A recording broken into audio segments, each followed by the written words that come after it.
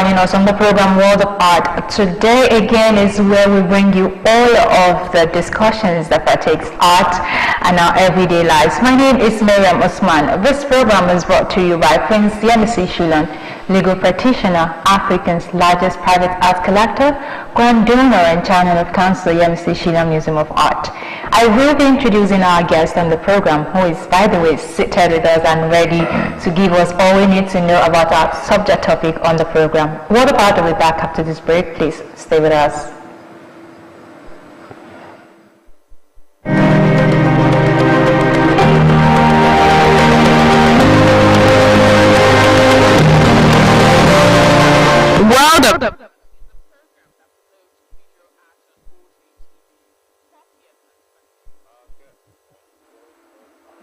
Welcome back. If you're just tuning in, this is World of Art on OGTV. Every week we bring you practitioners, experts in the art world, and together we take different looks, various types or branches of visual art, and this is where we bring you all of the conversation. Now today we are being joined by Ayola, who is a potter. Now, as Nigerians gradually welcome a new administration, it is important that we must collectively work towards the good of this country. And that includes you and I individual responsibility of ensuring that this country is productive. We are to explore the various branches of art, and today we have a potter in the house who would possibly tell us all that you do not know about the pot. It's called the pottery or the potter or the pottery word. I don't know, but you're taking us through it today, and it's important that you tell us everything we need to know about pottery. So welcome to the program. Thank you very much. I'm happy to be here. Yes. I'd like us to start by you telling us how you started your pottery journey. For how long have you been into this?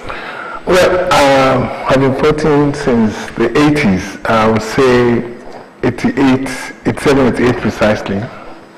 That's a long time. Oh, well. So how is it like practicing in those days? And I feel like we have the modern approach to pottery now. Well, one thing is very important. If pottery is your passion, you will love it. You would like to create every day. You like to work with clay, and I love every bit of it, even the challenges, even the difficulties. So compared to today, we have challenges. But contemporary ceramics, contemporary pottery, we buy materials, we buy tools and all that. But like in the olden days, it's more of a pioneer thing. You have to go dig up your clay, you have to do the traditional method, you have to do open firing and all that. But every bit of it is scientific, and it's very interesting that if you love it, if it's your passion.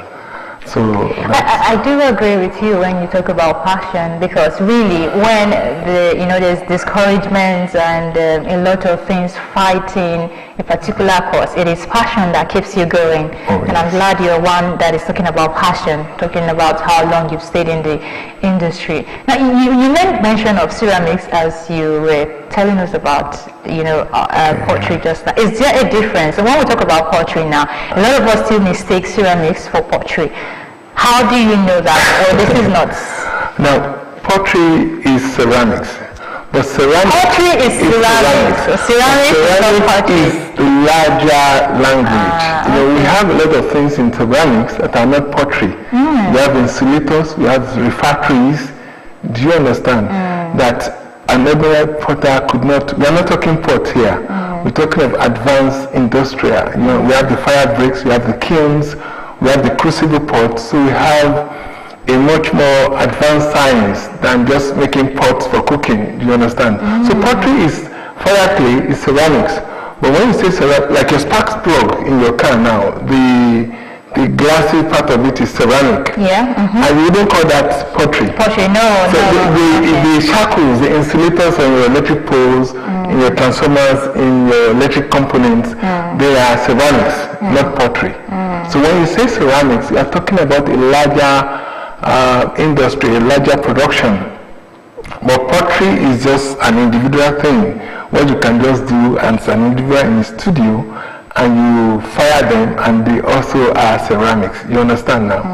So when we talk about pottery and the practice in Nigeria, okay, people want to attach this practice to just women. And you've been into this practice for a long time. Is it really a woman's industry, or we have? I mean, of course not. You're a man. You're in the industry. But what's the percentage of men to women? And is it really about gender? Yeah, what I can say is it varies from culture to culture. For instance, we are in Ogun State. In Ogun State, back then, you had more women into pottery.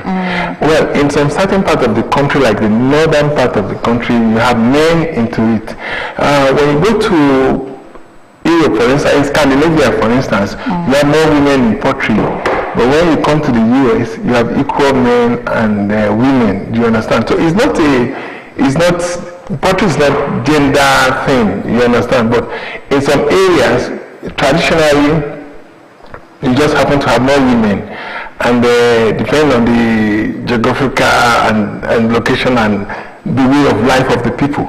But I would say it's not just women thing, it's both men and women. Alright, I'm saying this now because a lot of people might be watching right now and they might just have that notion that it's mostly women related.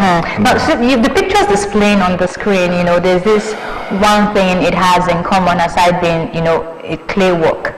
There's this size that is attached to all of the works displayed on the screen.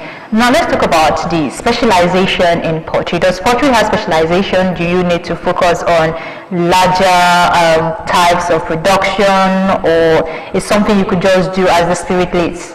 No, pottery depends on your style. You can find your identity depending on, like I said, fashion. So pottery is so big and it's what you like doing, or at times what people will want to buy from you. For instance, if you notice in Europe, they like small ideas, and mugs, tea sets and things like that would sell. But in Nigeria here, we like big items, like I was telling you the other time. I said Nigerians like big houses, big cars, and big women. So I decided to start making big pottery because I know Nigerians who like big pots for their garden, also, or for centers, for offices and all that. So depends on your choice as a potter. If you are comfortable making small items, fine. But if you can also make them big, and jumbo size, well, okay. But production has its processes, and if you can handle it, you can choose which one.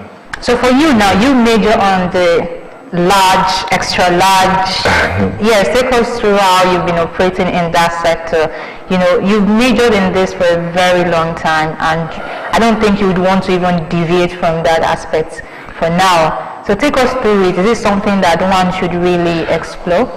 Well, it's very interesting actually, because I have space. I live in the countryside, and we have excess. We have ceramic materials, and so I could explore. For instance, if you're not buying clay, for instance, you have a lot of clay materials, then you can build as much as you want to build, and also you can experiment into firing.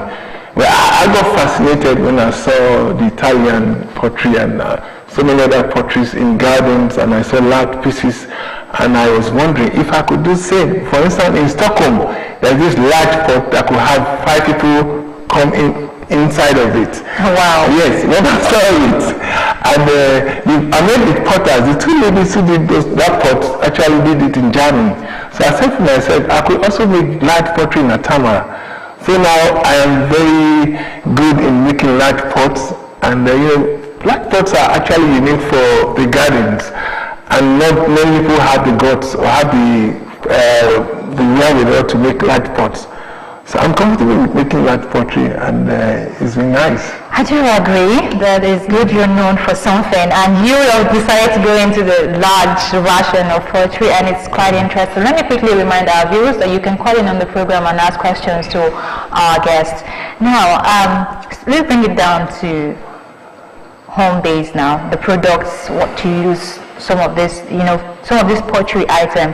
Now, there's a particular picture I'd want to see on the screen right now, and it's a water dispenser in form of a clay. I've never seen that before. I'm only used to water dispenser from the plastic container, but now we're seeing that you can actually use clay for water dispenser. How did you come up with such idea? I feel like it's a very good replacement for plastic, which is not eco-friendly, by the way. So that's the picture, and there are also pictures that that portrays a bigger look of a water dispenser. You can pour in your water there, and you can drink it clean. So take us through it. Oh, you see, water pots are from time immemorial, not only for Africans. We have, all over the world, people use pottery to store water. And here in Nigeria, back in the days, our grandmothers used to put this big pottery behind the door of their houses, and they put water pots there. Then you have to dip from the top to fetch, with a bowl of water to drink. And it's always cold. Yes. So we're working with the water filter project. We just had to reform it to make it with a stand, with a faucet, or what you call a tap. Then also put a filtering chamber into it. So that's, trying to modernize it to make the normal local water pot into a water dispenser with a filter in it. It took us a while to refine, to get to that, that's a beautiful one, to get to that shape, and to also refine it to be able to accommodate a filter. But so it means there's a filter. Yes, there's a filter that there are like 6 levels of that sits in it. Okay. It just sits halfway. Okay. So you pour water into the filter, then it filtrates down. Then you really need to dip your hand from the top. You can press the tap, and you can get a very clean water from the pottery, just from the faucet. I'm trying to remember. There was some time in school where we had to execute a particular project similar to this. You had different layers of stones and sands to purify the water. But you see, I never imagined that clay could be used as a replacement for plastic, which is still why I want us to talk about this particular. I think it's something we need to focus on. When we're talking about the environment and plastics, this is a very good replacement. Now, I see that you have like large numbers of them. How many of you had to produce in recent time? What's the patronage like? Do people really buy into having a dispenser that is, a clay pot? That's a clay pot, but it's a water dispenser. Oh, yes.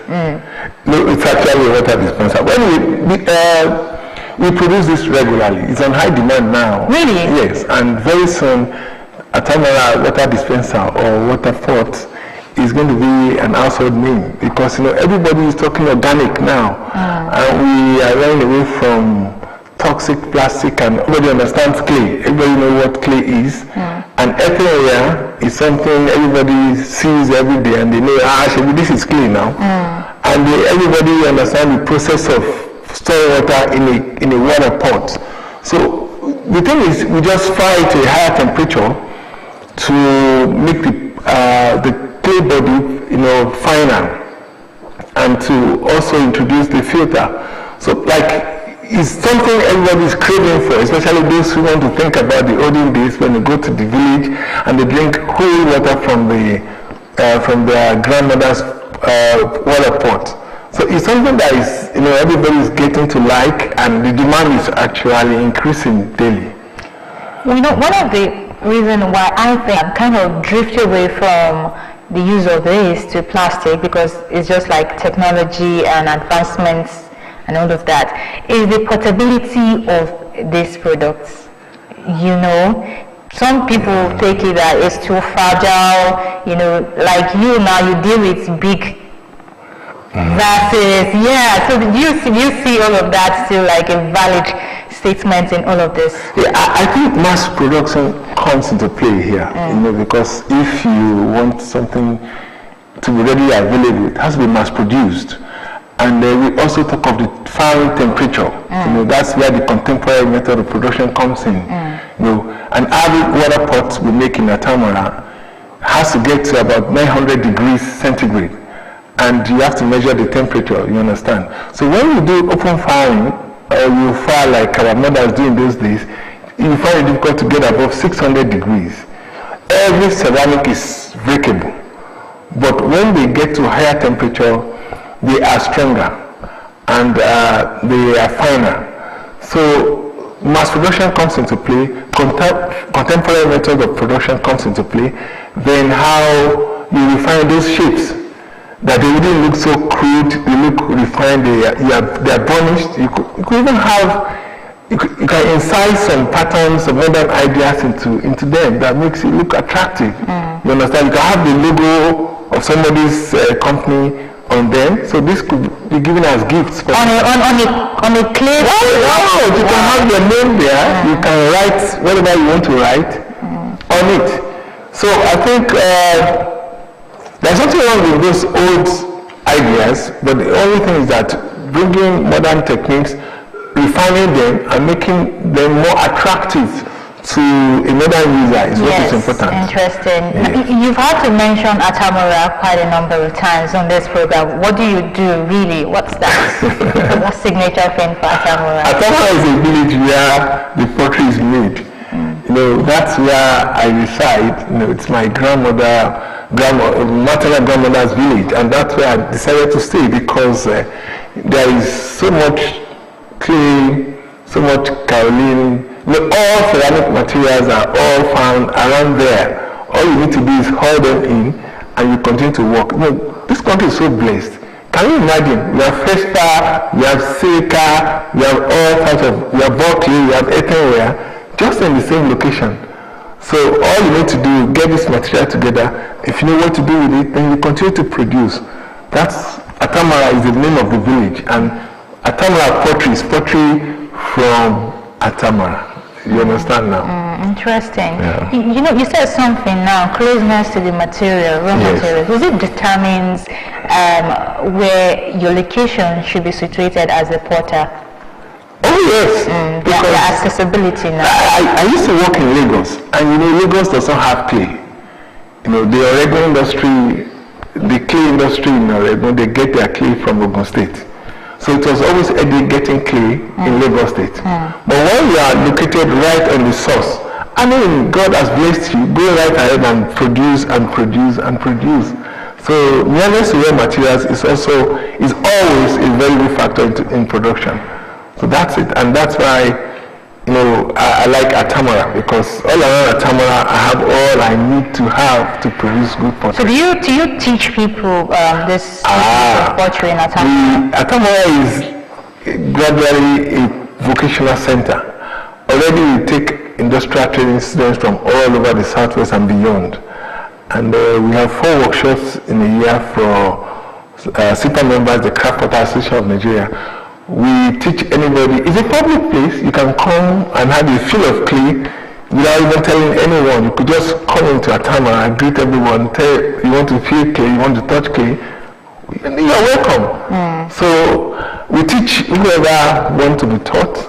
And we have apprentices, we have industrial training students from 3 months to 6 months to a year, depending on their school.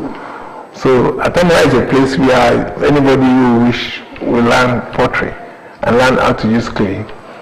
For someone watching right now, we're trying to bring the idea of pottery into everyone's understanding that it is something that matters in our society. Well, again, you've been into this for a very long time, say roughly 40 years. Why should anyone buy into the idea of, purchasing these products or these items in their homes, the organization? I still believe that all of this can be used anywhere where humans are. You see, without clay, I don't think, for beauty, you can look at it from the aesthetic value and from a utilitarian angle. Clay is so useful. If you are an interior architect, for instance, your interiors are not perfect until you have some pottery around the homes. No matter how small or how big, they look nice. Pottery is as natural as horse is made from clay.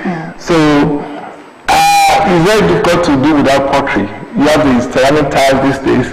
You have wall hangings. You have, patios and walkways. You have clay materials. Even an ordinary clay brick is beautiful. Put an ordinary clay brick in the green garden, and the contrast is fantastic against the green grass. So you name it, clay fits into our environment. It's very difficult to do without clay. Your mug, the pizza plate that fits into the microwave is made out of clay. So, we continue to see how we can use clay, especially because it's non-toxic. You can eat clay raw. Are you serious? Is that really healthy? They used to give us mixed mud when we were young. 2 spoons of mixed mud, we complain of your stomach. That's clay. Oh. My friend from this, we call them Abeokuta, they carry the chew. It's clay. So you can actually eat clay and it won't harm you. So clay fits in everywhere, and you discover that in every area of our life, clay is, we can't do without clay. Okay, well, we're still talking about the passion, the beauty of clay. I still believe there are challenges to this to this profession, this industry, this career. Let's talk about the challenges and what you think, should be done. You've been into the practice for a very long time, so there are loopholes that you must have, seen. What do you think are these loopholes, and what's the way forward? We need to promote. Feels like you know a lot of them. Let me get to it. We need to promote pottery. Unlike painting, unlike sculpture and other aspects of art, clay is always at the background, which is very, very sad. I want to start from the schools. It's very sad that an average school in Nigeria today is not well equipped. It's easy to begin to blame the lecturers, but no, those lecturers are doing their best. But just walk into an average art school today, ceramic is very expensive. You have the electric kilns, you have the glaze kilns. I've been to places where you have, go to America for instance, they have the glaze library, they have electric kilns, they have the pulp mill, they have electric wheels and all that. You wouldn't find that in the schools here. So the schools are ill equipped, and we have graduates who cannot practice. And number two, we don't have the material shops.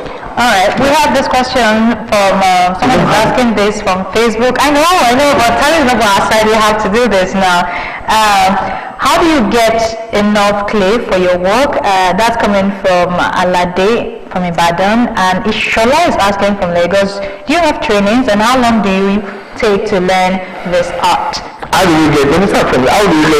Clay is everywhere. Driving into Ogun State, I saw clay right front and center. Is it every clay you use for your work? Not every, but once you can get a piece of earth, once you can go around your finger without breaking, that's usable. Yes.